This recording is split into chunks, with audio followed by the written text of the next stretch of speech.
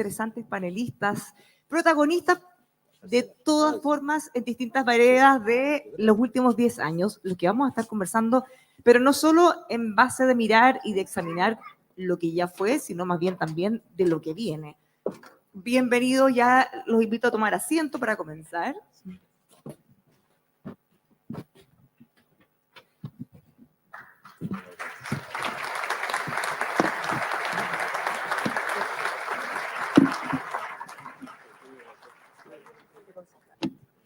Bueno, me gustaría partir abriendo la conversación, provocando un poquito, pensando en qué y colgándonos de estos 10 años en entredicho. Se viene hablando hace algún rato, no solo en Chile, de una década perdida. Y me gustaría preguntarles a todos para partir y romper el hielo, ¿consideran ustedes que hemos tenido una década perdida? Partamos con Marcela. Bueno, hola, primero agradecer la invitación a participar en este panel. Un honor además estar en esta región, no solamente porque soy nacida en Viña, sino porque, bueno, toda mi familia, tanto por los dos lados, padre y madre, y además muy emocionante estar en el Sporting, donde uno también le tocó venir desde muy chica, así que gracias por la invitación. A ver, yo me sentí muy identificada con una palabra que usaron en las exposiciones anteriores, que es una década de frustración. Chile estaba muy cerca, ¿no es cierto?, de alcanzar el desarrollo, veníamos muy bien, y de repente todo cambió, y por lo tanto es una década de frustración la que uno ve, y sobre todo uno no ve que esté haciéndose lo necesario para revertir ese camino. Yo siento, yo sé que lo vamos a conversar más adelante, pero hoy día estamos quizás en el peor momento para poder dar vuelta a esa situación. Estamos con un gobierno que por primera vez desde el retorno a la democracia se plantea definitivamente la destrucción del modelo que nos ha hecho avanzar hacia el desarrollo, que nos hizo avanzar hacia el desarrollo, con un presidente que dice llanamente, ¿no es cierto?, que una parte de él quiere destruir o derrocar el neoliberalismo, no sabemos lo que quiere decir su otra parte. Por lo tanto, te hace también muy difícil alcanzar consenso. Durante muchos años en Chile los acuerdos se daban dentro de un modelo de desarrollo. Por lo tanto, era más fácil construir esos acuerdos porque no estaba en entredicho hacia dónde ibas, pero hoy día te están poniendo en entredicho hacia dónde vas. ¿Y qué decir de la seguridad, que ha sido también una necesidad que se ha, o una demanda que ha terminado copando todo lo que es la preocupación nacional? ¿De qué libertad vamos a hablar si los niños no pueden ir a clases por los narcofunerales? ¿O de qué libertad se habla si no se puede desarrollar comercio con seguridad y tranquilidad? Vamos a profundizar en todos estos aspectos, estamos todos ansiosos. Senador Lagos Weber. Sí, ¿qué tal? Muy buenas noches. Muy contento de estar nuevamente aquí en Piensa, en esta actividad, estos 10 años de la Fundación y su trabajo. No puedo evitar pasar mi mensaje, que lo compartí con ustedes, digamos, en la previa. Cuando llegué a la región de Valparaíso en el 2008, conocí a muchos de los que hoy día son miembros, directores, fundadores, socios de Piensa. Me recibieron con muy buena onda, cálidamente, con algunas diferencias políticas, obviamente, no me conocían tampoco. Luego que me conocieron, me dieron mucho más cariño que antes, obviamente, ¿ya? Pero hablando en serio, quiero señalar de que en su oportunidad, donde Fundación Piensa, que era algo que venía dando vueltas con muchos de los actores relevantes, Gonzalo, que está por ahí, Eduardo, etcétera, les planteé en su oportunidad el 2011, por escrito, está ahí en un correo electrónico, la necesidad de contar con una think tank regional que pensara desde la región, de manera técnicamente seria, propuestas para hacer frente al centralismo de los gobiernos de turno, no de un gobierno en particular, de los gobiernos de turno. Y entonces yo la verdad que uno puede tener diferencias con los enfoques, que es la pregunta que tú estás haciendo, pero en lo grueso yo me quedo con el aporte que ha significado esto, porque para echar a andar una fundación que esté 10 años en una región marcando presencia, y no siempre son buenas noticias ni para la región ni para uno. Hay una encuesta de evaluación política que a mí no me hace feliz, pero las encuestas son las encuestas, ¿ya? Ahora, son mejores las elecciones que las encuestas, pero las encuestas son las encuestas. Dicho eso, yo creo que lo que hemos escuchado hoy día refleja en buena medida lo que uno también percibe en distintas áreas, las que a mí me toca. Con todo, creo que la encuesta y todo lo que sale ahí, yo lo veo los temas de transporte, seguridad, entorno, etcétera, comparto que hay un deterioro, hay una percepción de deterioro en nuestro país. Pero al mismo tiempo veo la región de Valparaíso que no todo es una mirada muy negativa. O sea, cuando vi la presentación digo, la actividad portuaria ha crecido. ¿Ya? O sea, ahí no es una década perdida, entonces. No, yo no... O de frustración. Yo no puedo hablar de una década perdida porque creo que esto es un fenómeno que le ha ocurrido en la región perdida. Entonces, Chile que no ha crecido es la región, es el mundo, es un cuestionamiento sobre la democracia en Europa y en Estados Unidos. Entonces, yo siento que estamos en un tema epocal más grande, pero que hay responsabilidades que son nuestras, primera persona en plural, y que es posible abordarlas, pero que es muy dramático porque hay una pérdida de confianza en las instituciones y en los liderazgos. Y eso lo refleja la encuesta y eso tenemos que hacernos cargo. Sin liderazgo y una institucionalidad que le responda a los ciudadanos, es muy difícil construir. Joaquín Lavín. Bueno, igual que Marcela y Ricardo, agradecer a la Fundación Piensa, la verdad que me siento muy identificado con lo que dijo Gonzalo al comienzo. Ojalá en otras regiones haya fundaciones como esta. Ahora, yendo a la pregunta concreta, en términos de crecimiento económico, obviamente que es una década perdida. O sea, y alguien lo dijo, creo que lo dijo Gonzalo, por primera vez los chilenos sienten, no solo sienten, sino que se dan cuenta que sus hijos van a vivir peor que la generación de sus padres. Eso es la primera vez que pasa porque el ritmo de crecimiento se acabó. Entonces, desde ese punto de vista, es una década perdida. Ahora, hoy día se hablaría que es una década de aprendizajes, porque tenemos que aprender de lo que hemos vivido. ¿Cuál es el problema de fondo, a mi juicio? El problema de fondo, a mi juicio, más allá de culpas, de que alguien hizo esto, el otro hizo esto otro, es que se rompió, y te lo dicen todos los informes internacionales de las agencias clasificadoras de riesgo. ¿Cuál es el problema de Chile? El problema de Chile es que se rompió la capacidad de generar ciertos acuerdos básicos. Se rompió. Entonces, Chile cayó en términos económicos en lo que se llama la trampa de los países de ingreso medio. Cuando los países caen en la trampa del ingreso medio, cuesta mucho salir, son muy pocos los que han salido, pero se sale con acuerdos que aumentan la productividad y provocan un nuevo salto. Chile tuvo una vez la trampa de los países de ingreso medio, entre los gobiernos radicales, Ibáñez, Jorge Alessandri. Chile no creció nada. Después vino, obviamente, el cambio del sistema económico, llegó a la concertación y ahí entonces se produjo el gran salto adelante. ¿Por qué? Porque mira, estas personas validaron un sistema económico de mercado, más aún lo profundizaron, lo globalizaron, vinieron las concesiones, o sea, hubo cambio en la productividad que tuvieron años de crecimiento de Chile espectacular. Eso se rompió. ¿Por qué podemos discutirlo aquí? Pero en el fondo se rompió la capacidad de generar esos acuerdos básicos. Yo quiero dar eso sí una mirada optimista, que es la siguiente, o sea, Chile, si recupera esa capacidad de lograr esos acuerdos básicos, debería estar hoy día volando. Yo me acuerdo que nosotros estábamos preocupados de que el cobre estaba a $1 la libra. El cobre está a $4 la libra. Chile tiene exactamente lo que el mundo necesita para luchar contra el cambio climático. Tiene cobre, tiene litio, tiene energías renovables, pero las mejores del mundo. Tiene hidrógeno verde, tiene amoníaco verde, tiene todo. Tiene una agroindustria que puede alimentar el mundo. Tiene la mejor ubicación en el Pacífico entre medio de las dos tecnopotencias mundiales, Estados Unidos y China. Estamos en el mejor lugar del mundo para eso. Bueno, y no lo estamos aprovechando, esa es la lata. Hay otros países que pierden los acuerdos básicos, pero ya han logrado el desarrollo. Entonces, claro, Estados Unidos está muy polarizado, Europa está muy polarizado, pero están a otro nivel. La lata de Chile, lo lamentable de Chile es que perdimos esa capacidad de generar los acuerdos básicos cuando tenemos todo ahí para llegar a ser país desarrollado, pero no estamos ahí, estamos acá. Y creo que de nosotros depende poder volver a recuperar esos acuerdos básicos. Muchas gracias. Óscar, para terminar la primera ronda y vamos a conversar. Bueno, primero saludar a la Fundación, felicitarlos por este tiempo. Uno recuerdo haber tenido un foro que ustedes habían estar en el mismo lugar hace 800.000 años. Y es notable lo que han construido. Creo que es muy destacable que la vocación que ustedes tienen, digamos, hacia los datos, hacia una mirada empírica, ¿no es cierto?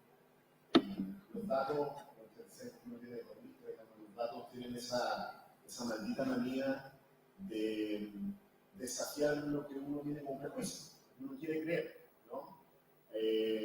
Uno quiere creer algo, no quiere creer algo porque es coherente a veces con sus propios intereses, con su ideología, con su... Y tener esa vocación de mirar los datos puros siempre es muy sano. Y quería felicitarlos por eso. Creo que los primeros 10 años estoy seguro de que van a seguir creciendo y construyendo cosas muy importantes que van a servirle a esta región y al país. Y bueno, para mí también es un privilegio estar acá porque, bueno, como muchos santiaguinos, tenemos raíces acá, digamos, los paraísos, vinos, en distintas partes, así que uno lleva siempre la región de Valparaíso en el corazón. ¿Ya? Es una década perdida. Claro, es tentador fijar el número 10 porque coincide con la temporalidad de la fundación, pero lamentablemente cuando uno mira los datos con un poquito más de rigor, el problema chileno es más antiguo. Yo creo que ser bien sincero, hoy en día, cuando uno viene a hablar de los problemas de productividad, de los problemas de inversión, de los problemas en fin, educativo, infraestructura de Chile, a mí, mi experiencia es que uno puede notar, uno con el gráfico puede notar, pero esos mismos gráficos yo los colocaba en el seminario de Alianza de Jara y en Casa Piedra, como se llamaba antes, no le cambiar el nombre. Hace como 15 años atrás, y digamos, la comunidad empresarial, para que lo entendamos, digamos, estaba en completa negación, completa, y la comunidad política también. Y los indicadores estaban ahí. Lo que pasa es que venían por el tiempo de cola de los años dorados de crecimiento y una economía global bastante más fuerte. Los indicadores estaban ahí. El de crecimiento era muy claro. De hecho, Chile se autoengañó durante mucho tiempo, básicamente como resultado de los dos superciclos de los commodities.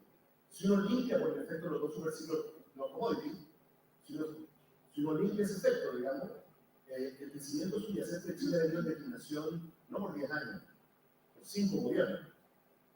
5. 2 de derecha, 3 de izquierda.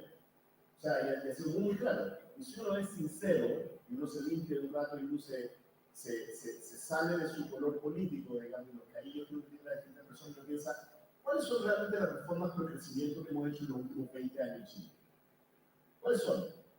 De la izquierda, reformas de crecimiento estatistas, neoliberales, anarcocapitalistas, como lo dicen los argentinos, woke, lo que ustedes quieran. En los últimos 20 años, muy poco.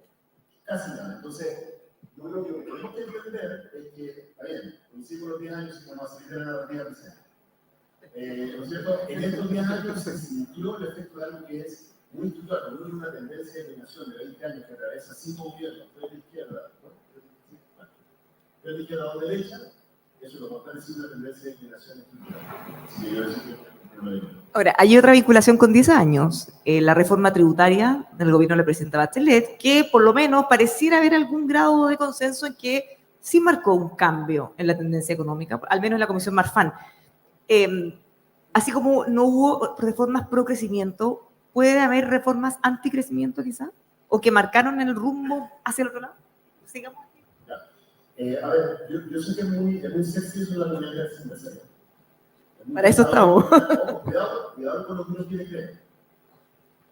Aquí ustedes tienen una persona que desde el primer día de la reforma tributaria que hizo mi gobierno, fui crítico de ella. Yo, por ejemplo, hasta el día de hoy, yo siempre me esta ley, soy un completo opositor a la desintegración del sistema de impuesto a la renta. Lo he explicado 1000 veces, pero logrado que entiendan.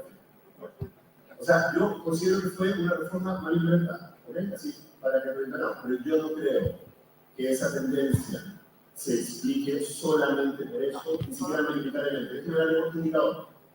En la época de oro del crecimiento chileno, ¿no? Cuando teníamos a otro lado. El bueno. Todo puede declinar, pero me da una oportunidad. Te agradezco un montón. La inversión sumada privada y pública en infraestructura de Chile fluctúa entre 3 y 4 puntos del PIB. ¿Ok? Si ustedes van a Corea del Sur, en su época de oro, estamos hablando de 6 puntos del PIB. O sea, igual no era Corea, pero hoy es 1. O sea, yo digo, quiero una explicación así como bien directa de por qué no estamos creciendo un tercio en infraestructura. Lo que tenemos los años para recordarlo, sabemos que Chile llegó a ser un país bastante líder en infraestructura entre los países emergentes, por supuesto, ya no lo es, ¿no? Entonces, también, hay cosas que son como, para la política, son como dicen, sí, tienes eso hace no sentir bien, pero seamos cuidadosos con quedar atrapados en lo que queremos creer. Los problemas estructurales son más profundos y tienen más Marcela decía que íbamos hacia una inercia de crecimiento hasta que llegó un minuto que no. Entonces voy a volver a hacer reformas, más allá de que haya sido el gobierno de la presidenta Bachelet, es porque fueron de las reformas más estructurales que hemos tenido. En el sistema político, la tributaria, educación, y muchos de esos aspectos ahora hemos visto que incluso gente que los promovió se ha arrepentido y ha planteado que ojalá se pudiera volver atrás. ¿Cambiamos ahí el rumbo? ¿Cambiamos el rumbo en ese momento? Sí, a ver, primero yo me quedo una cosa que dijo Joaquín que parece importante en la discusión. Cuando Joaquín celebra en el fondo las circunstancias, las condiciones que tiene Chile como país y económica, más se resalta quizás la idea de que el problema para alcanzar el desarrollo hoy día en Chile es mucho más político que económico. O sea, ¿qué está pasando políticamente? O sea, ¿cómo generamos herramientas que son más bien políticas para alcanzar el desarrollo? ¿Cómo volvemos a generar confianza? ¿Cómo volvemos a generar alianzas público-privado? ¿Cómo volvemos a, no sé, a pensar en promover emprendimiento, modernización del Estado, etcétera? ¿Qué pasó con la reforma del segundo gobierno de Bachelet? Yo estoy convencida que ahí sí se marcó un cambio de rumbo grave. ¿En qué sentido? En ese gobierno la presidenta Bachelet abandona, o el gobierno de ella abandona, quizás por primera vez desde el retorno a la democracia, ese discurso pro desarrollo, pro crecimiento, y lo sustituye por una búsqueda de la igualdad a secas, a secas. Y ahí empieza la reforma tributaria con las consecuencias que se puedan analizar, la reforma electoral, que ha producido un daño brutal en términos de fraccionamiento político, y la reforma educacional. Acá cuando se hablaba, cuando estaban explicando, ¿no es cierto?, lo importante de hacer políticas públicas pensando en los espacios, bueno, yo al tiro pensaba, ahí se hizo una reforma educacional por un grupo de iluminados desde unas cómodas oficinas para aplicarles políticas públicas a hijos de otros, porque nunca los hijos de ellos, y sin pensar en los espacios. Porque tenemos hoy día un sistema de educación, ¿no es cierto?, estos servicios locales centralizados, en que da lo mismo si un municipio gestiona bien sus colegios o los gestiona mal. Si tiene capacidad de gestionarlos o no tiene capacidad de gestionarlos, todos los van a tener que entregar. Entonces, creo que esas reformas estuvieron tremendamente mal orientadas y si hoy día se quiere enmendar el rumbo, muchas de ellas tienen que revertirse o hacerse en el sentido inverso para quienes no quieren hablar de contrarreforma. Senador Leix, Lago, ya. Sí. Mira, cuando hablamos de las reformas, hablamos de reformas estructurales, tal vez que se requieren para mejorar esta declinación en nuestro crecimiento tendencial que va a la baja de hace años, cuesta abstraerse del ciclo político y de la coyuntura.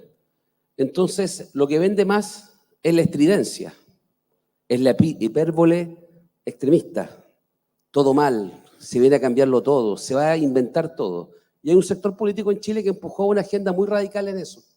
Pero hay otro sector que la manera de enfrentarlo fue avivando la cueca en eso. Entonces yo soy de los que soy más aburrido para algunas cosas, para otras soy bien entretenido, y en la política yo me guío con lo que hago, con lo que se puede hacer. Ayer en la Comisión de Hacienda del Senado acordamos con Juan Antonio Coloma, Pepe García, Felipe Casa y José Miguel Insulza un acuerdo para votar en general un proyecto de cumplimiento tributario. ¿Y cómo lo hicimos? Conversando. Yo soy de los que quería todavía en los acuerdos, el aburrido 20 años de la concertación que dijeron uno, porque ahora se dan cuenta muchos de dos cosas. Los más extremistas, los que encontraron que todo fue una connivencia de un sector de la política con el empresariado, con el amiguismo, con el negociado, con mirar para el techo, ese sector se da cuenta que administrar no es fácil, que hay restricciones objetivas en la vida, que no todo es falta de voluntad política ya, o maledicencia, que hay dificultades objetivas. Y creo que el primero que ha entendido eso, con todos los ripios que pueda tener su administración, es el presidente. No digo el resto de su equipo. Él creo que lo ha entendido. Pero hay otro sector con el cual tengo que tratar de ponerme de acuerdo, que también ha tenido sus buenas farras estos últimos 4 o 5 años. Los 2 procesos constituyentes, ¿en qué quedamos? Ese primer miserable fracaso constitucional, que era contra el rodeo y termina con esa impudicia de la bandera chilena en Valparaíso. Eso fue lo que vivimos en el primer proceso constitucional. Y como somos contumaces los chilenos, o la clase política, nos fuimos por el segundo proceso constitucional. Y ahí entonces el resultado fue que un sector que no había estado nunca en tomas de poder, arrasó en la constituyente, republicano. Y Chile Vamos vivió lo que vivimos nosotros en el primer proceso. fueron arrastrados por republicanos. Y terminamos con una constitución que fue rechazada fuertemente, con un agravante. No solamente no se aprendió la lección primera, entonces hay sectores que no aprenden lecciones, pero ese segundo proceso, y ya hay que decirlo, tiene un agravante ese fracaso, que para evitar lo que ocurrió en el primero, se dijo vamos a tener un grupo de expertos y prepararon una constitución, ya 25 constituyentes elegidos desde el Partido Comunista Republicano que se pusieron de acuerdo con consenso, no por mayoría, no 13-12, dijeron este borrador es un flor de constitución para Chile, con reforma política incluida. ¿Y qué pasó? Se llevaron la pelota para la casa y tuvimos miserable fracaso. Entonces, lo que yo llamo, o lo que yo espero, y como yo abordo esto, Bárbara, es la única forma de sacar a Chile adelante es con acuerdo. Y esos 20 años de la concertación, yo le mantengo la mirada a cualquiera, del Frente Amplio, al Partido Comunista, a los más anarcos de Chile y a los más recalcitrantes de la extrema derecha chilena, le mantengo la mirada de que esos 20 años, cuando llegamos al 2010, para el Bicentenario, fueron los 20 mejores años de Chile en materia de crecimiento, de indicadores sociales, como tú lo quieras medir. Y eso lo hicimos a partir de ¿qué? De tener que entendernos. Esta discusión con mi viejo la tuve todos los días, ¿ya? Y la única forma, cuando tú no tenías la mayoría, cuando tenías que formar un avance, era mejor sacar el auge con las 16 patologías y no sacar el óptimo. Hoy día las patologías del auge van de las 70. Nuestros problemas son las listas de espera, la atención en la salud. Entonces, tenemos un avance que se logró hacer solo a partir del acuerdo. No conozco una democracia que no sea a partir de aquello. No podéis pasar la máquina. Y eso hay sectores que le ha costado entender. Y lo veo en distintos sectores, no solamente de este lado mío, digo yo. Lo veo de acá también, que ha costado mucho. Y por eso que estoy cuidando el proceso tributario, por eso que creo que hay que cuidar el tema de pensiones.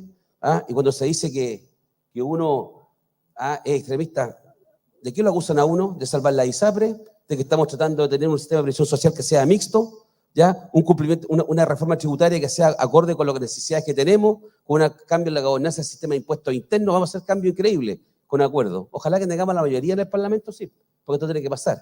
Y paso mensaje, ojalá que podamos resistir los retiros, ¿ya? No, yo te digo esa nomás. O sea, miedo. Bueno, es que esa es la verdad, pero Óscar, Sí. hoy Está día la duda ahí un conserje en Reñaca que fue a una radio me dijo, Ricardo, usted no se acuerda de mí, usted un día me llevó en auto, allá, qué bueno. Y como el retiro, ¿cómo viene? 50-50, 30-70 en contra. O sea, así está. El retiro, digo, ojalá que no llegue al Senado. Joaquín planteaba la necesidad de tener acuerdos. Estas reformas que han generado algunos problemas, bueno, por ejemplo, la del sistema político, fueron súper acordadas. Estamos en un momento de inflexión en que se están negociando muchas reformas que pueden también generar impactos muy significativos en el futuro. Entonces, ahí tenemos la duda. Por supuesto que queremos acuerdos, pero cualquier acuerdo, ¿cómo nos aseguramos de que, volviendo quizás más al pasado, en la época de la concertación, esas reformas estructurales sí se hacían bien, funcionaban bien?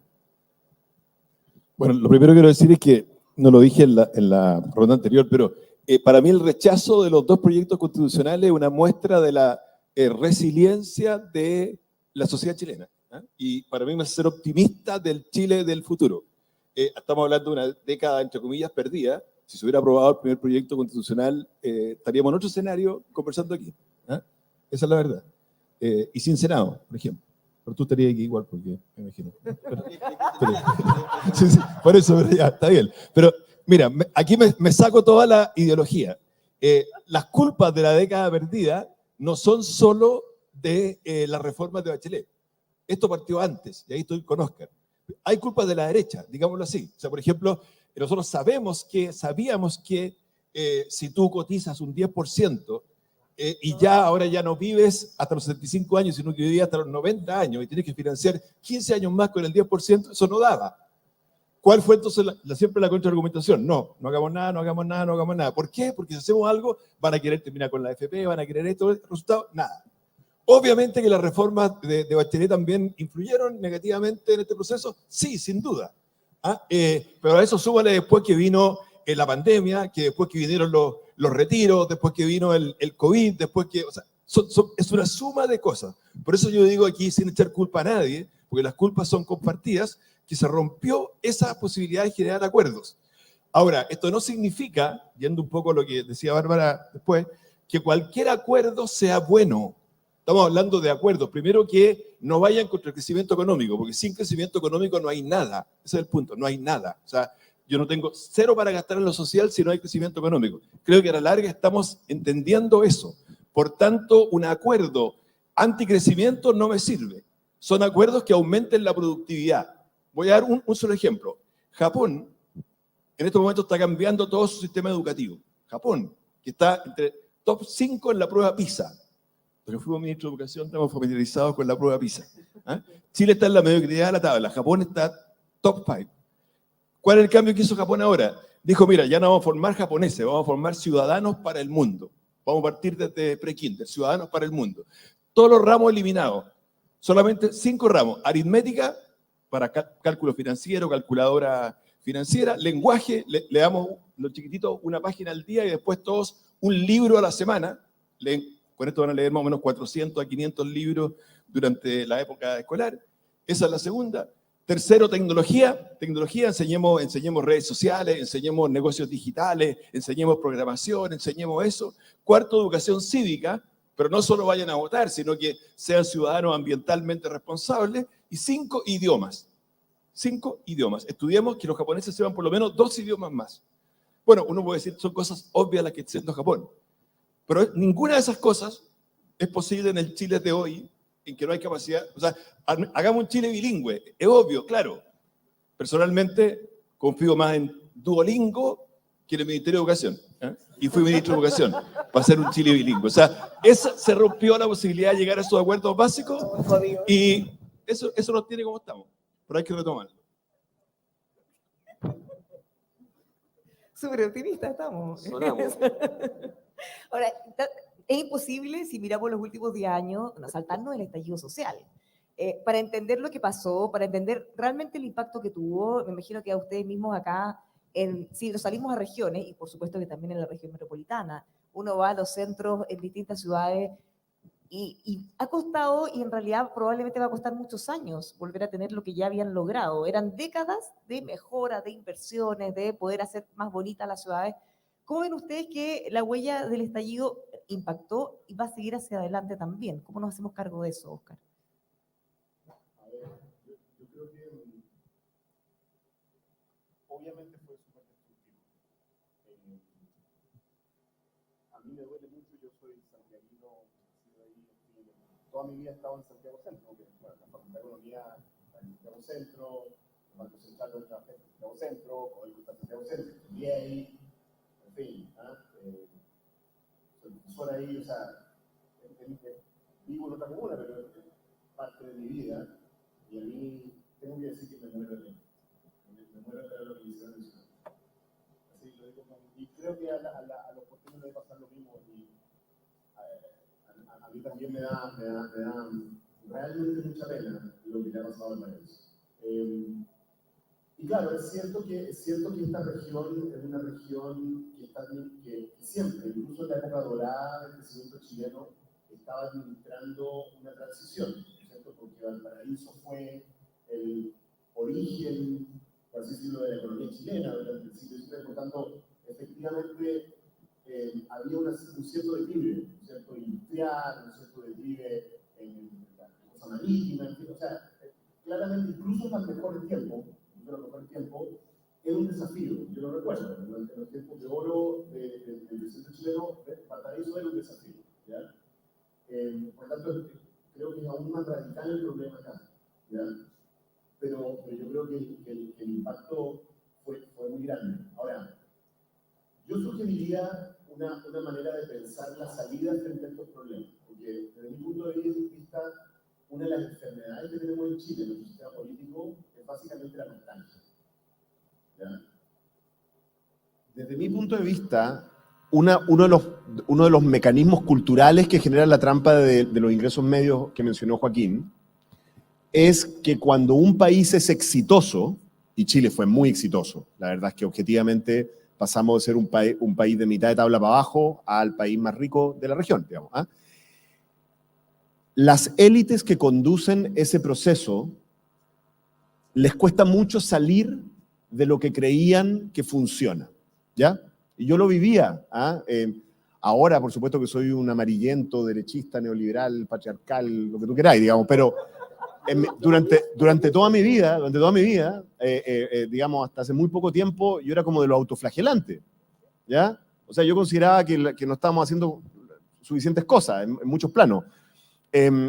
Pero mi frustración era que yo sentía que esa élite, la élite de la concertación, ¿sí?, que la que yo conocía, probablemente hay un correlato en la derecha, estoy seguro, pero no la conozco tan bien, la élite de la concertación y el mundo de los economistas y del empresariado, que sí lo conozco, por a lo que me dedico, era extremadamente autocomplaciente y tenían esta obsesión con la idea de que lo que ha resultado por los últimos 20 o 30 años es lo que va a resultar para adelante. Y la verdad es que cuando uno mira los procesos de desarrollo exitosos en el mundo, desde las Irlandas a los Singapur, desde las Finlandia a los Israel, desde las Coreas hasta lo que ustedes quieran, lo único que uno no observa es que se sigue haciendo lo mismo, las mismas políticas, los mismos sectores, una y otra vez por década y década y década. Perdón, esto lo sabe cualquier persona que haya estado cerca de una empresa. Los verdaderos empresarios que hay acá, muchos, saben perfectamente bien que cuando ustedes llegan a un punto con una empresa en que sienten que está todo bien, ese es el momento de cambiar. Ese es el momento de pensar qué es lo siguiente que voy a hacer. Porque esa es la naturaleza de la realidad. La realidad, bueno, se lo enseñamos a los estudiantes en la Facultad de Economía, es de rendimientos decrecientes. La cosa te rinde y te deja de rendir. Entonces hay que hacer la siguiente cosa. Y Chile está atrapado en la idea de que si hacemos de nuevo lo que hicimos antes, ¿no es cierto?, vamos a recuperar el crecimiento. Yo veo esa trampa, la veo en la izquierda. Ustedes saben muy bien que yo soy muy crítico del estado de la izquierda actual, que tiene una nostalgia de políticas de los años 50, es una cosa increíble, ¿ya? Lo veo en la derecha, que hay una cierta nostalgia de las reformas neoliberales, en una época en que el mundo va para otro lado, ¿ya?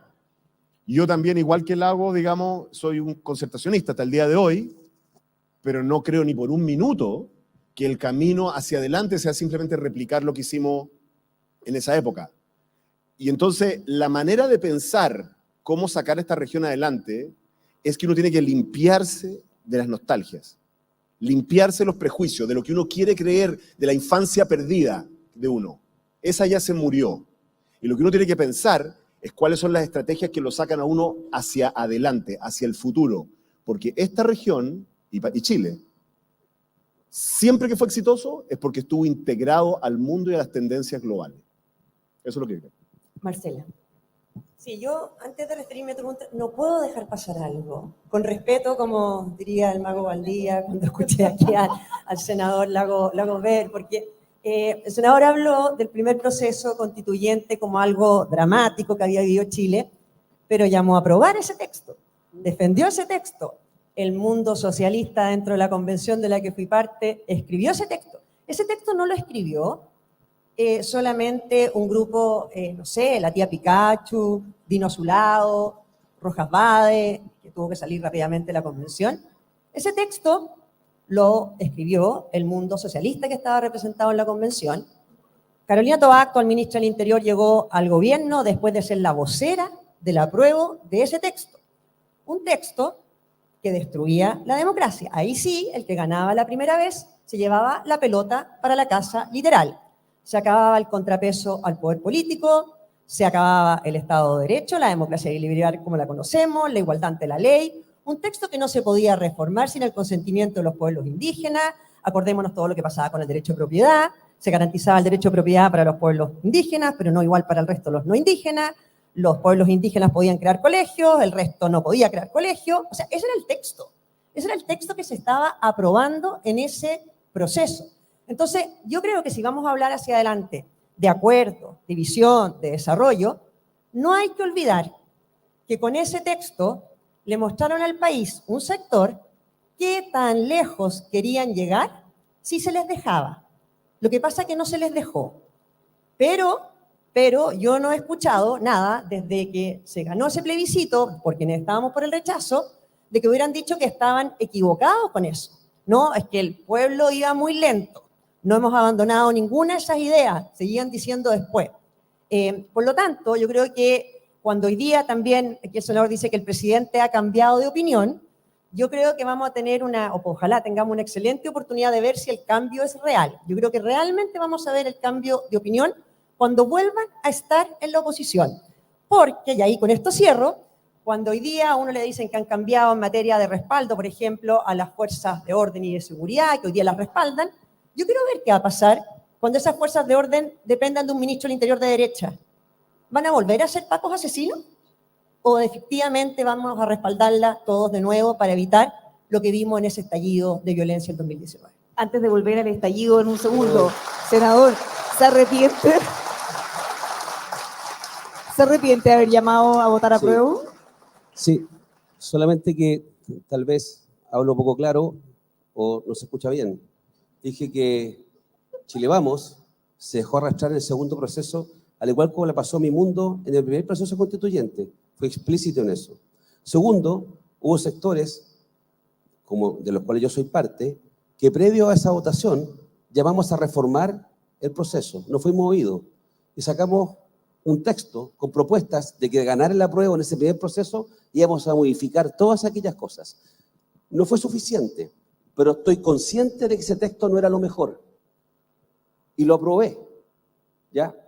Con todo, lo que no he visto de parte de ustedes en el segundo proceso constituyentes fue esa tremenda farra de dejarse llevar por republicanos, que es la extrema derecha en Chile,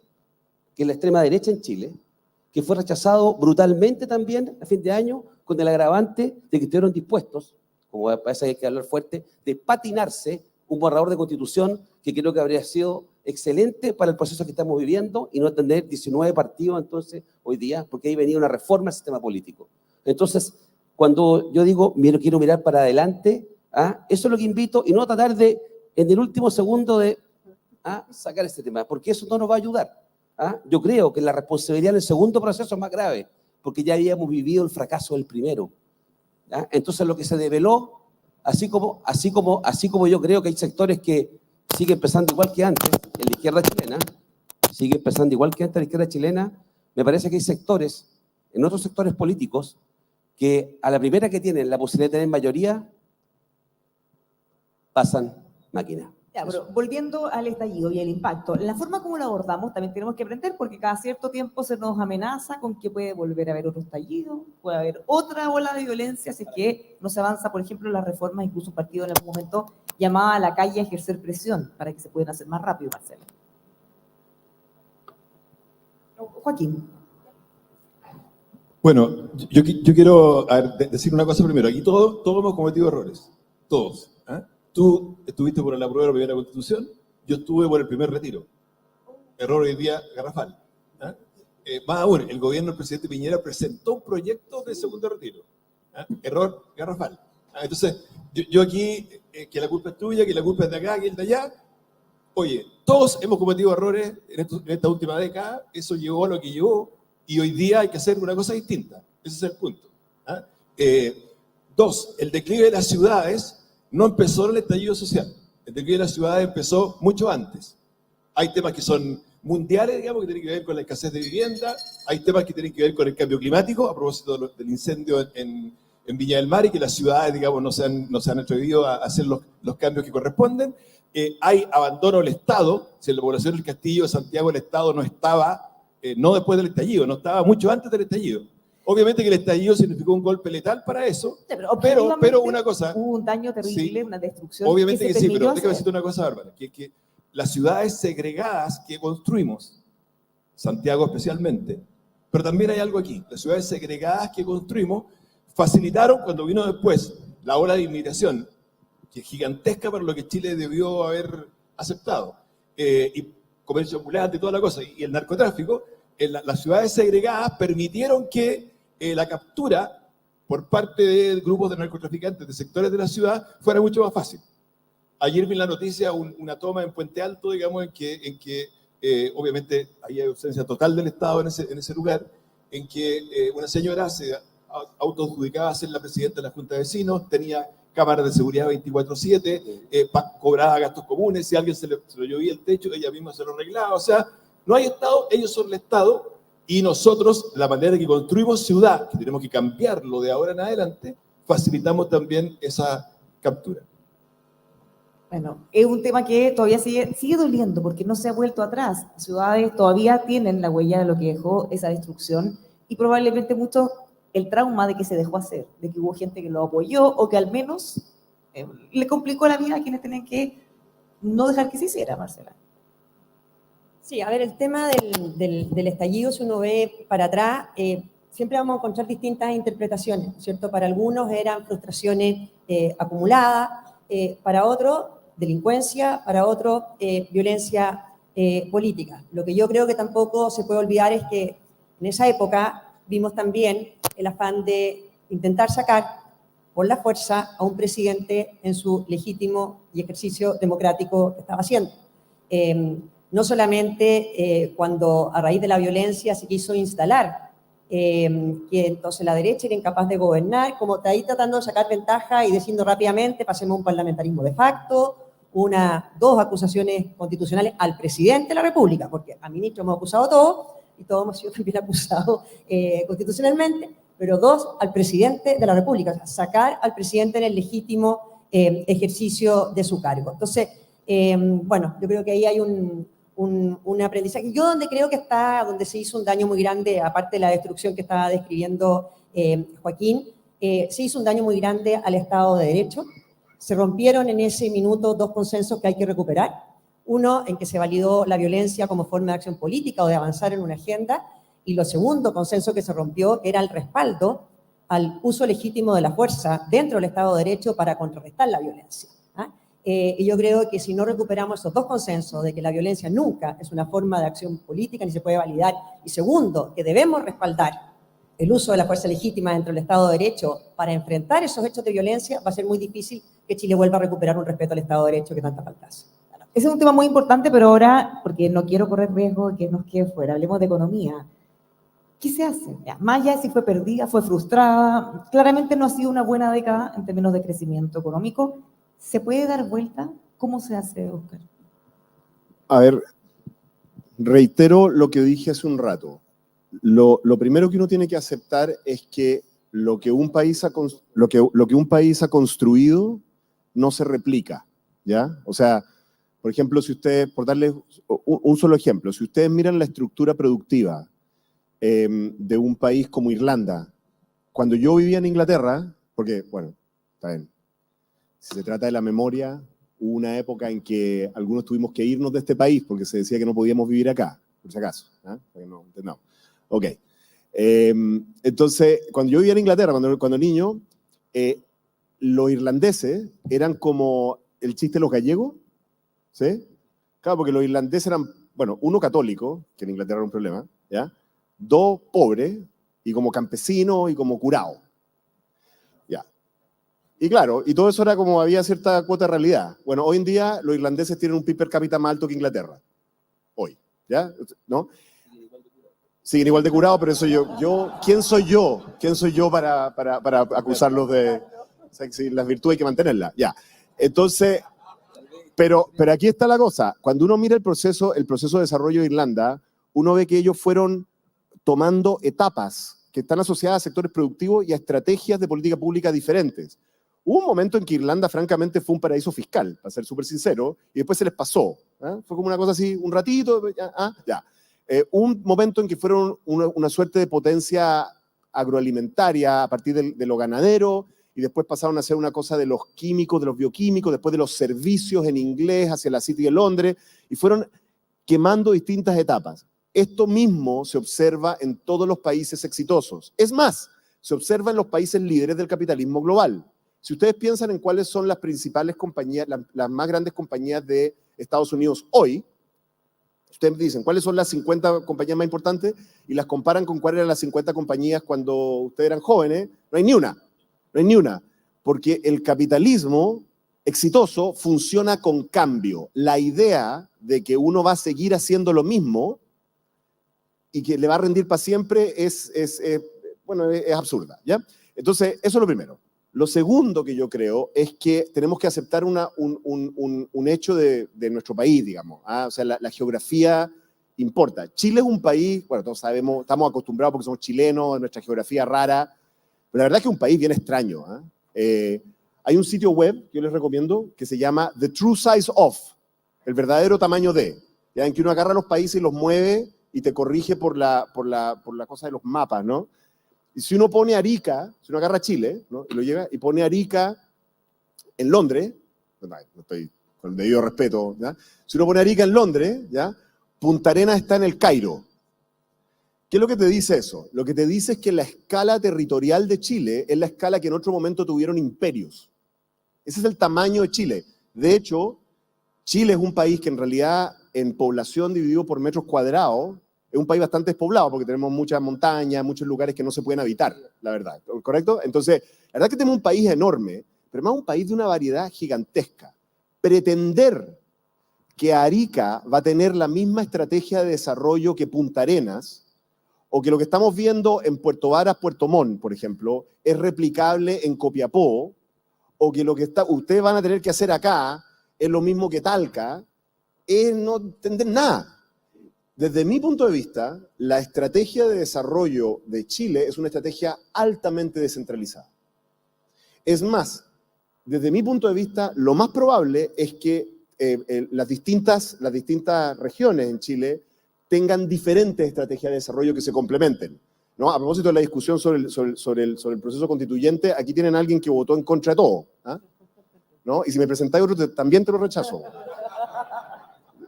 Gano todos los plebiscitos yo, ¿eh? Por si acaso. Todo. El tuyo también. Mira. Ok. Ya. Sí, pero perdiste, yo gané. Ya, ok.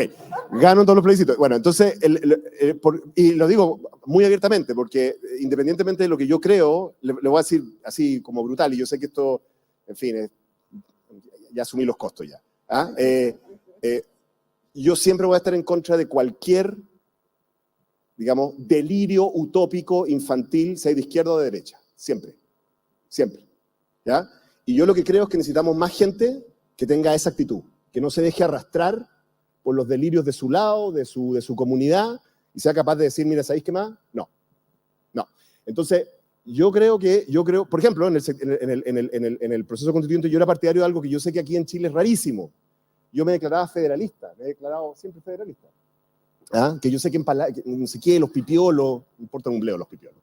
Yo creo que Chile, por su variedad, por su tamaño, por su heterogeneidad, es un país que solo va a dar el siguiente paso al desarrollo si es que cada territorio, como lo llaman ahora, que es una palabra que me genera un poquito cringe, ¿ya? Pero ¿no? que los territorios, que las regiones puedan desplegar estrategias diferentes. Y yo creo que lo que se ha observado en algunas de las regiones exitosas de nuestro país, yo creo que es importante observar lo que está pasando en Puerto Varas, Puerto Montt. Yo creo que es importante lo que se está haciendo en Talca. Muestra que cuando las élites políticas, empresariales, universitarias, locales, se hacen una reflexión sobre cuál es la mejor estrategia local, eso tiene mucho rendimiento y por eso es muy importante lo que se intenta hacer con este centro de estudio. A propósito de no dejarse llevar, en un lugar donde están todas las tentaciones, el Congreso, en el Senado, senador, usted que es el representante aquí. ¿Cuán difícil es? ¿Cómo está viendo lo que viene? ¿Cómo lo damos vuelta? Mira, uno escucha a Óscar y te encuentro razón en el tema de las regiones y la heterogeneidad que tiene Chile en esto. Pero hay temas que yo creo que son comunes a todo el proceso de desarrollo regional o el crecimiento chileno. Parto por el tema institucional y el Estado de Derecho. Eso para mí es un sine qua non. Sin eso no hay nada. Y eso incluye la seguridad. Segundo, creo yo, en el caso chileno, el tema de la responsabilidad fiscal. Eso sí que suena aburrido. ¿Qué tiene que ver? Eso tiene que ver todo. Un gobierno que gasta más de lo que tiene permanentemente, eso termina mal, termina afectando a las clases más vulnerables, no permite hacer inversiones. O sea, basta ver el barrio con el tema de la inflación, ¿ya? Y los desajustes fiscales. Lo tercero, que son cosas probadas en Chile. Todo lo que estoy diciendo y lo hemos vivido. Cuando no tenemos el Estado de Derecho como debe ser, vemos las consecuencias. Cuando no tenemos responsabilidad fiscal, vemos las consecuencias. Política exterior, de inserción política y sobre todo comercial. Hubo un intento, un amago en este gobierno de replantearse el tema comercial. Ahí hubo que cruzarse y ser duro en eso. Eso es un tema que Chile no puede renunciar. Yo no sé qué va a exportar el Maule o qué va a exportar Puerto Vara, si son servicios, si son frutas, si agroindustria, qué valor agregado. pero tengo que tener un mercado de destino, tengo que tener reglas claras para comerciar y tengo que tener un sistema que funcione y tengo que tener socios comerciales. Y eso es lo que Chile se ha ganado a lo largo de 30, 40 años. Entonces, para mí, eso es lo fundamental a la hora de decir cómo yo construyo eso. Y hay un tema que está al debe y que creo que es una pega para nosotros, para Fundación Piensa, el tema de la descentralización. Se bregó y se peleó mucho por elegir las autoridades regionales de manera directa. Estoy hablando de los gobernadores. La pregunta que tal vez habría que hacerse, si es muy prematuro o no aún, para pasar un juicio sobre eso. ¿Ya? Yo creo que es prematuro tal vez, más allá que te pueda gustar o no el gobernador actual o la gobernadora de tal o cual región. Pero creo que este tema no hay que soltarlo y hay que seguir afinándolo y hay que seguir observando dónde están los problemas. ¿Es falta de recursos? ¿Son atribuciones insuficientes? ¿Son demasiadas atribuciones? ¿Ah? ¿Es intervencionismo al final? Hay una descentralización de papel, pero al final la DIPRES te controla todo. O sea, yo quiero decirles que ese tema no va a funcionar si no lo evaluamos bien. Y yo tengo duda de cómo está operando, para ser bien franco, el tema de descentralización. Ahora, respecto a la responsabilidad fiscal o a no gastar más de lo que tenemos, claro, algunos plantean que hay que gastar menos y otros que hay que subir impuestos para tener más y poder gastar más. ¿Dónde está el equilibrio? ¿Cómo lo hacemos? Porque hemos tenido hartas reformas tributarias en los últimos años. Ahí voy a ver, yo como me defiendo, paso defendiendo buenas causas, voy a defender una segunda buena causa, ¿ya? Que es Mario Marcel. Mario Marcel, en marzo del año pasado se le rechazó la reforma tributaria. Toda la oposición en pleno advirtió eso que lo iba a hacer en la Cámara de Diputados y cumplió. Lo que no estaba en los libros era que iban a haber 5 o 6 votos cercanos al oficialismo, no de partido, de oficialismo, que se enojaron con el ministro de Educación de la época y al día siguiente no encontraron nada mejor que la mejor forma de compensarse producto de este agravio que habían sufrido fue votar en contra de la tributaria y se fue a las pailas. Mario Marcel, en vez de quedarse amurrado, con los brazos cruzados, apuntando con el dedo, paró la oreja, escuchó a la oposición, le dijo, ¿sabes qué más? Ok, le vamos a dar la oportunidad al dividendo del crecimiento y le vamos a dar la oportunidad al dividendo del ahorro fiscal. Generó su pacto fiscal, se demoró 6 meses en eso, lo trabajó transversalmente, hay 20 y tantas medidas pro crecimiento, de los cuales hay varios proyectos de ley, uno de los cuales lo que vamos a aprobar, el de responsabilidad fiscal, ¿ya?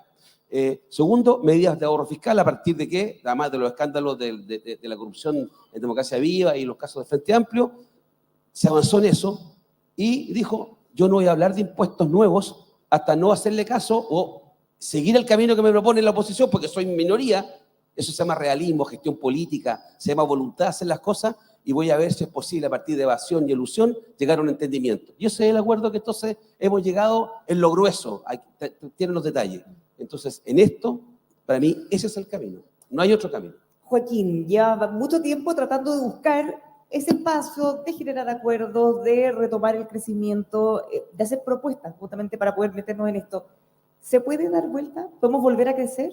Más que los 2% que está esperando. Yo creo que sí, absolutamente. O sea, primero están todas las posibilidades de Chile que ya hablamos al principio. O sea, todo lo que tiene Chile que entregarle al mundo y que el mundo está dispuesto a pagar altos precios por eso, que nos permitiría beneficiarnos a través de buenas políticas sociales. Yo quiero hacer un punto político y un punto más de lo que hay que hacer. En lo político, creo que, yo ya lo digo abiertamente aquí, se necesita una coalición amplia que le dé una estabilidad a Chile, 2, 3 gobiernos. Aquí no sacamos nada con que venga Bachelet, Piñera, Boric, suponte que gane la Evelyn. Porque hoy día, a la primera, digamos, suponte que gane la Evelyn. Si la gente percibe que después de esos 4 años puede venir de nuevo una cosa como la de ahora o peor todavía que la de ahora, finalmente la gente va a decir, no, yo no invierto. Los grandes inversionistas, estoy hablando de los proyectos mineros que se demoran 10, 15 años, no van a decir, voy a poner la plata porque no me da confianza todavía Chile, pese a que esté gobernando hoy día la centro-derecha. Si los gobiernos de Sebastián Piñera tampoco movieron la aguja en términos del crecimiento económico. Entonces, hoy día hay que ampliar, hay que en el fondo, hay que armar, esto le va a gustar a ustedes, una especie de concertación 4.0 anclada en la centro-derecha y que requiera un Elwin Frey Lago hacia el futuro. Yo perfectamente nosotros aquí, no, te estoy hablando de una concertación con ancla en la centro-derecha y no en la centro-izquierda como fue la que vivimos, pero que le dé 15 años o 20 años de estabilidad a Chile. Y respecto a lo que hay que hacer, yo creo que nosotros aquí perfectamente nos podríamos poner de acuerdo. No voy a promover a mi ley, pero sí Chile necesita una ley omnium. O sea, lo primero que hay que hacer es decir, lo mismo que el gobierno está pidiendo para hacer la cárcel, lo mismo que el gobierno está pidiendo, ese fast track, hay que meter ahí todos los proyectos. No puede ser que los proyectos de hidrógeno verde de 5.000 millones de dólares estén parados en Magallanes porque hay que revisar 5 años de migración de aves patagónicas para ver cómo en esos 5 años la migración de esas aves puede haberse visto afectada por las torres eólicas. En circunstancia que la empresa te muestra películas, que los pajaritos son bastante más sensatos que lo que uno cree, son sintientes, digamos. ¿Ah? Y por tanto, cuando los pajaritos ven la torre eólica, ven la torre eólica y se van por el lado, y no pasa nada. Ah, pero ahí está parado este proyecto. Entonces No son kamikazes. lo primero que vamos a requerir es meter en ese proyecto todas estas cosas para que Chile vuelva a crecer de nuevo. Y segundo, vamos a requerir cosas, acuerdo en educación. Quiero mencionar la seguridad porque es como de cajón. O sea, aquí necesitamos inteligencia. ¿Ah? Sí, déjame una cosa, Álvaro, muy corta. Cuando mataron a Jaime Guzmán, se armó aquí un sistema de inteligencia muy precario, pero que funcionó. ¿Por qué digo esto? Porque se desarticuló el movimiento Lautaro, el Frente Manuel Rodríguez. Chile lo hizo. ¿Ah? ¿Y qué significó eso? Significó obviamente que agente encubierto, significó pago de informante, significó intervenciones telefónicas, significó delación compensada, significó levantar el secreto bancario con las restricciones del caso, pero eso hay que hacerlo de nuevo. Entonces, ¿cómo nosotros aquí no nos vamos a poder poner de acuerdo entre los cuatro? Estoy seguro que nos ponemos de acuerdo. Es decir, esto hay que hacerlo. ¿Eh? Eso es lo que hace falta en Chile. Ahora, Joaquín, O sea, nos invitaron a formar un partido político. Bueno, se saltó el 2. El 2 y el 3.0 ya están obsoletos. Joaquín, mencionas la posibilidad, ya sea la candidata Matei u otra. Una cosa es la gradualidad o cómo sigue el tema económico, pero el gran tema hoy, probablemente 1, 2, 3, la prioridad en todo Chile es la seguridad. Se están haciendo muchas cosas. De hecho, el gobierno ha destacado que ha sido el gobierno que más proyectos de seguridad ha aprobado en el Congreso. Pero ¿qué pasaría si ganara la otra vereda? ¿Esto va a seguir así? ¿La actitud que van a tener va a ser similar a la que se había en el estallido? Porque no hay crecimiento posible, no hay nada si no hay seguridad. Y se lo pregunto a todos, Marcela, hacia acá. Sí, bueno, yo igual quiero un pequeño comentario, porque ya se ha dicho un par de veces que tampoco lo puedo dejar pasar. No, de verdad, porque se intenta comparar ambos textos constitucionales y eso no es justo. Y eso no es justo. El segundo proceso, yo voté en contra del rechazo de inicio, o sea, yo estaba en contra de entregar la Constitución y iniciar este proceso, pero cuando se hace el segundo proceso constituyente, ese texto podría haberte gustado más o menos, te podía gustar más el de los expertos, menos el de los expertos, pero no era un texto antidemocrático como el texto de la Convención. O sea, no se pueden comparar. Los dos textos no dinamitaban a la nación chilena, ni destruía la igualdad ante la ley. Entonces, creo que tampoco ese empate no es 100%, en mi opinión, honesto. Ahora, en el tema que estás planteando tú de seguridad, yo creo que aquí hay dos cosas. Ya lo dije antes, creo que hay que recuperar los consensos en esta materia. No es ninguna gracia que el gobierno diga que se han aprobado un récord de proyectos de seguridad si quienes los votaban en contra eran ellos mismos cuando estaban en la oposición. Entonces, ahora que están en el gobierno, que los aprueben. Entonces, a mí cuando surge el tema de seguridad y se habla de acuerdo, no, porque la derecha siempre ha estado dispuesta a poner los votos en leyes que van a aumentar la seguridad y que van a fortalecer a nuestras policías. Yo creo que hoy día en materia de seguridad de verdad que hay un tema político que es fundamental abordar. Cuando se estaba discutiendo la primera mesa de seguridad, ¿qué pasó? Se indultó.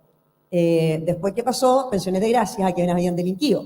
Y aquí de nuevo, quienes firman los indultos y quienes firman las pensiones de gracia no son los ministros del Partido Comunista, sino que ministros socialistas. O sea, aquí hay un problema en el gobierno de credibilidad en materia de combate a la violencia y a la delincuencia que no está zanjado. Y por eso yo creo que la prueba de fuego va a ser cuando, si es que tienen la oportunidad, ojalá, de volver a estar en la oposición para ver si hay ahí un cambio real, pero me cuesta creerlo en esa materia. Joaquín.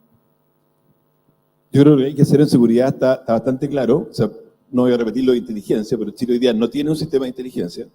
O sea, no sabemos nada. ¿Quién mató a los 3 carabineros? No sabemos.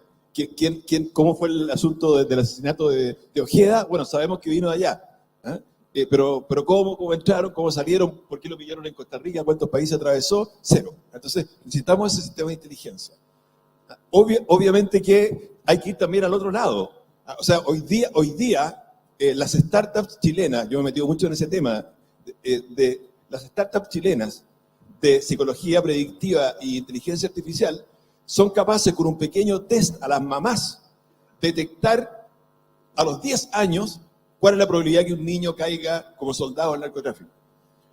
Entonces, cuando yo escuché esto y empecé a ver esto, bueno, obviamente que, además que no son tantos niños. Antes nacían 300.000 niños en Chile, hoy día nacen 170.000 y los niños esos son, no sé, 5.000.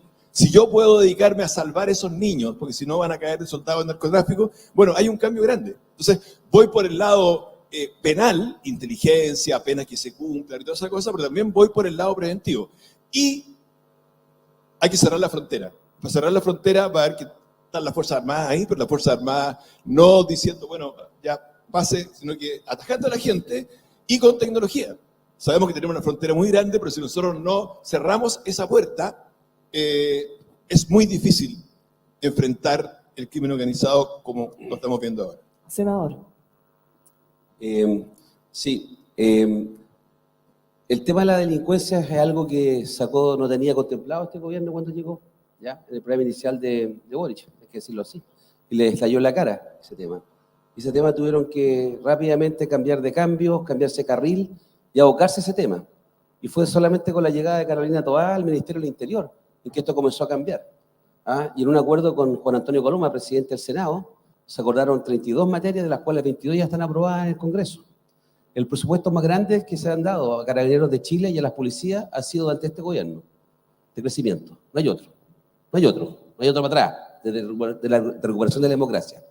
Lo tercero es que de aquí no se usan hipérboles. Se habla algunas frases del presidente que a mí no me gustan, ¿ya? La encargada de este tema, que es Carolina Toá, ha puesto cara a este tema. Ella está en todas, está con las víctimas, va a dar los pésames, encabeza las fuerzas policiales, ¿ya? Y pone la cara.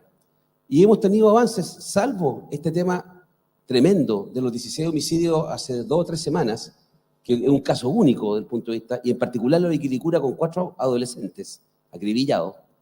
En general, el tema de la macrozona sur, con contadas excepciones, había tenido una estabilización a partir de los estados de excepción.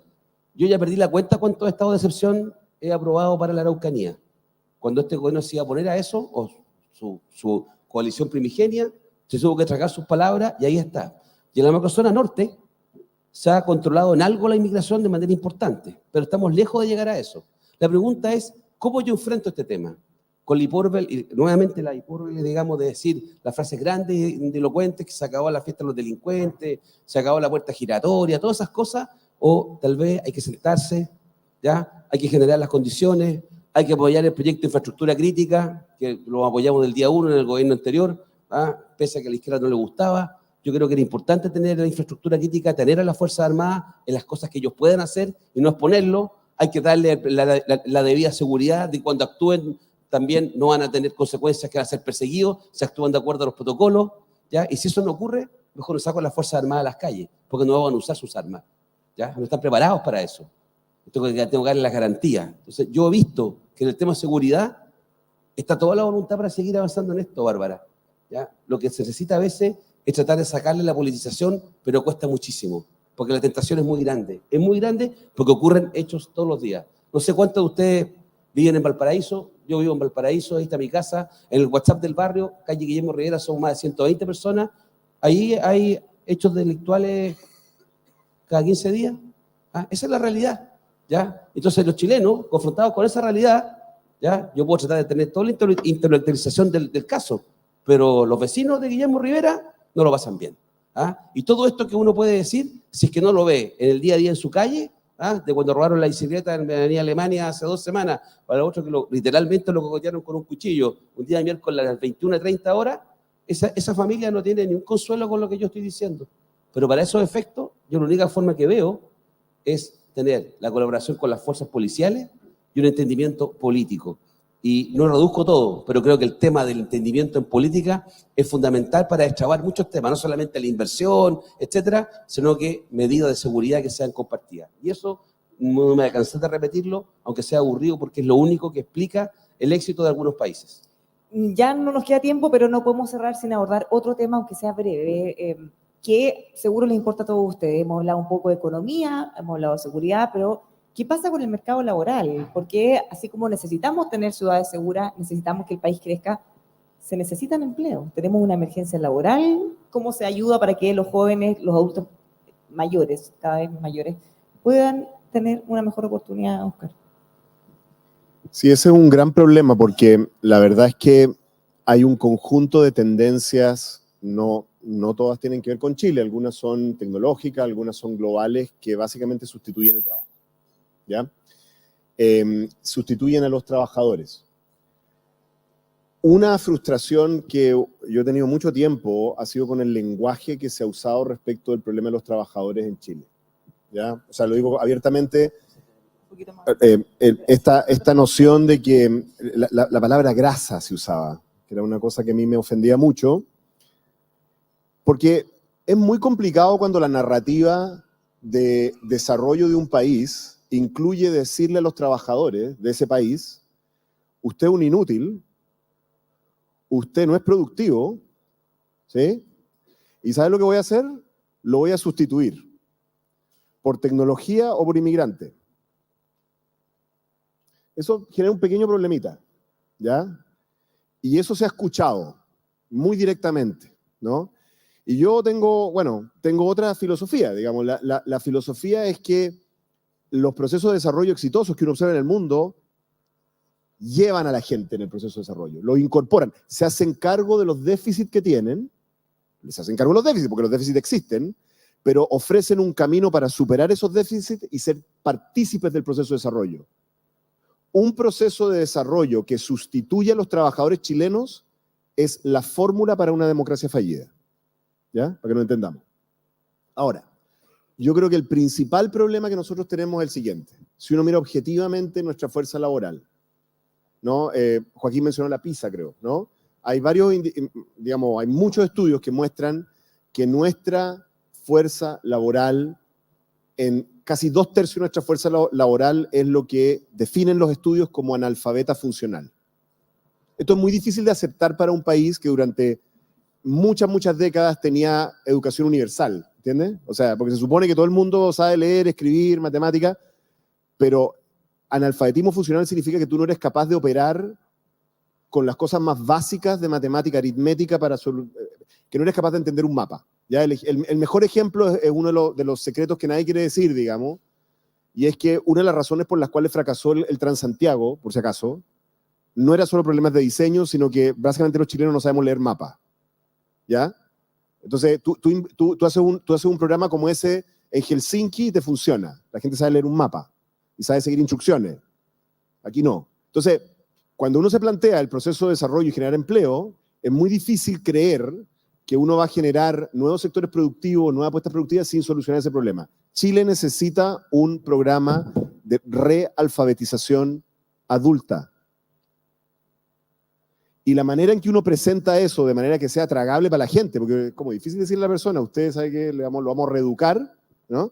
Es como, bueno, no sé, pues hay manera en que hay países que lo han hecho, de nuevo, hay países, muchos de estos países, las Irlandas, los israelíes, esto, lo han hecho de otras maneras. Usualmente no consiste solamente en decirle a la persona, oye, usted, la verdad es que aceptemos que usted no sabe leer, así que enseñémosle. No, usualmente significa que uno aprovecha la oportunidad de hacer que la fuerza laboral adquiera las nuevas competencias que necesita, ¿no es cierto? Y se hace cargo de los déficits anteriores. Cuando el ministro Máximo Pacheco, durante el gobierno de la presidenta Bachelet II, hizo los cambios en la ley eléctrica que permitieron que Chile durante algunos años fuera el centro de la inversión solar, fueron unos cambios técnicos que generaron un boom solar, sepan ustedes que la abrumadora mayoría de esas inversiones no la hicieron trabajadores chilenos porque las empresas que vinieron a invertir masivamente, las instalaciones, no existían los niveles de competencia en nuestros trabajadores para eso. ¿Ya? Entonces, para que uno no se pase películas, ¿ah? De que vamos, no, es que basta con que me bajen los impuestos. Ya, te bajo los impuestos, no tenéis los trabajadores. ¿Ah? O es un problema de que tengamos más empresas estatales y más voluntad, ¿no? Para salir del extractivismo. No. Si tú no te haces cargo de los déficits de nuestra fuerza laboral y se lo dices francamente a la gente, que por lo demás la gente lo sabe, ¿no es cierto? Y ofreces un camino para superar eso, y como esa superación sea parte del proceso de apuesta hacia un nuevo proceso de desarrollo, va a ser muy difícil que salgamos de esta trampa. Para cerrar, y ojalá en 5 o 10 segundos, porque ya definitivamente no nos queda tiempo, ¿qué esperarían de un próximo gobierno, ya sean las promesas de los candidatos o que haga un próximo gobierno para que la próxima década ojalá empiece con el pie derecho, para que sea una buena década, no una nueva década perdida o de frustración, Marcela, y hacia acá? Bueno, primero creo yo poner el acento en la libertad y en el crecimiento. O sea, hoy día, o en el desarrollo económico, cuando hoy día estamos viendo, claro, uno conversa acá y en un panel muy agradable las cosas que se pueden hacer, pero uno como por un rato se le olvida que estamos gobernados por una coalición que demoniza el lucro. O sea, ¿cómo vas a favorecer el emprendimiento si tiene presidente de la República que en el fondo lo combate? Entonces, uno quisiera a futuro un gobierno que pusiera el crecimiento económico en primer lugar, que valorara y promoviera el emprendimiento, que se solucionara todos los temas de no solamente de permisología, sino de hiperregulación que tenemos, y ahí hay una pega no solamente a nivel central, sino a nivel comunal, municipal, se puede hacer mucho con esta hiperregulación para favorecer la creación de fuentes de empleo. En segundo lugar, tenemos el desafío, ¿no es cierto?, con seguridad, para que obviamente lo tiene que poner en un eje fundamental el próximo gobierno que venga, porque sin enfrentar esta amenaza de narcoterrorismo que ya está, ¿no es cierto?, en nuestro país, es imposible construir un país libre. Algo se dijo, y con esto termino, de descentralización. Ojalá que esa descentralización implique darle el poder a las personas y no seguir repartiendo poder entre políticos. Joaquín. Yo me sumo a lo que dice Marcela. Solamente quiero agregar una cosa que tiene que ver también con la decadencia de las ciudades. Hay un tema que requiere acuerdos básicos y que no hemos tocado aquí, que es muy importante y le hace un gran daño a Chile, que necesitamos la modernización del Estado. O sea, yo he sido 15 años alcalde. Un alcalde bueno, un alcalde malo, con plata o sin plata, hace toda la diferencia en una ciudad. Una gobernadora, veo una candidata a gobernadora aquí, la Pepa, no sé más candidato a gobernadora en este minuto aquí, pero en el fondo un gobernador bueno, una gobernadora buena o una mala, hace toda la diferencia en una región. Es difícil evaluar los gobernadores con 4 años, como decía Ricardo, pero ya, ¿qué me dice a mí la gente? Me dice, oye, no, el gobernador le da plata a este alcalde, le da plata a este alcalde, pero las obras regionales que van más allá de una comuna, ese es el sentido del gobernador. Esas son las obras que tiene que hacer. Y te quiero decir una cosa, porque hay mucho reclamo por el tema alcalde. ¿Por qué digo modernización del Estado? Porque el Estado hoy día funciona en que la persona que entra y trabaja de planta está para siempre ahí. A mí me tomó juramento como alcalde de Las Condes en 1992. Don Jorge Vergara, secretario municipal de Las Condes. Me tomó juramento el 2016 y te va a tomar juramento a ti el 2024. ¿Ya? Así, y puede ser una bellísima persona, pero así, con inamovilidad de ese tipo y en el cargo, no funciona Chile. Entonces, ¿qué es lo que pasa? Que cada alcalde que llega, ya, contratemos gente en horario, porque no puedo trabajar con los que están ahí, porque ya no tienen incentivos para ganarse el trabajo todos los días, porque tienen un asegurado para siempre. Contrato gente en horario. Oye, no, que los alcaldes arman corporaciones para saltarse. ¿Por qué se arman corporaciones? Porque si yo necesito seguridad municipal y tengo que contratar guardias, no los puedo tener de planta. Tiene que ser código del trabajo, y el guardia de seguridad malo se tiene que ir. Si eso yo lo tengo dentro del esquema hoy día del Estado, no se puede. Hay que armar una corporación para que resulte. Entonces, es un tema que salió poco aquí, pero creo que es clave y decisivo también. Al menos quedó instalado, senador. Sí, lo bueno de hablar tercero es que todo lo que han dicho yo creo que lo puedo compartir, porque la pregunta es que cómo imagino un próximo gobierno, cómo quisiera un próximo gobierno, etcétera. No me cabe duda que todos los candidatos y candidatas van a decir lo que escuchamos acá, prácticamente, todo. Entonces, ¿qué me imagino yo? Como soy un optimista y un soñador, porque me van a enterrar con una sonrisa en el rostro, es que yo quisiera que el próximo gobierno, que no sé de quién va a ser, puede ser de cualquier sector, la elección está completamente abierta, o sea que es una coalición convocante, que destile un optimismo por Chile, que no sea una demanda de resentidos, de gente que anda todo el día apuntando con el dedo al otro, porque yo creo que los chilenos se cansaron de eso en medida. La razón por la cual el presidente Boric llegó inesperadamente a ser presidente es porque creo que no había estado nunca en una toma de decisiones importantes y los chilenos se cansaron de varios de nosotros y eligieron a Boric. Ya a los 9 meses le quitaron el respaldo y rechazaron el proceso de tema de que la constitución era mala, todo lo que tú queráis, y se aburrieron y dijeron después los republicanos. Y después de eso vieron que la cosa no funciona y se fueron entonces a rechazar todo. Yo siento que estamos a un tris a veces de un populismo, como decía una de las láminas, de izquierda o derecha. Supremacismo, nacionalismo malentendido, deterioro de la democracia. Yo esperaría que las coaliciones que vengan, porque aquí no va a ganar un partido, van a ganar coaliciones, sean convocantes, que tengan la sensación de que es posible hacer cosas de nuevo, no las mismas. Tenía razón, Oscar, yo no voy a repetir las mismas, pero hay cosas que sí son importantes para los chilenos. ¿Ya? Esa la van a decir todos.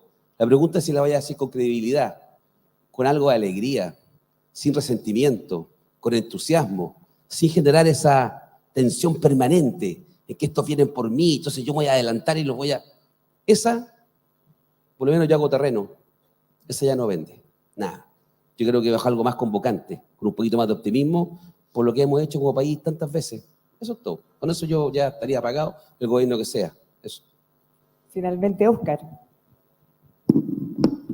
Yo quiero que recuperemos una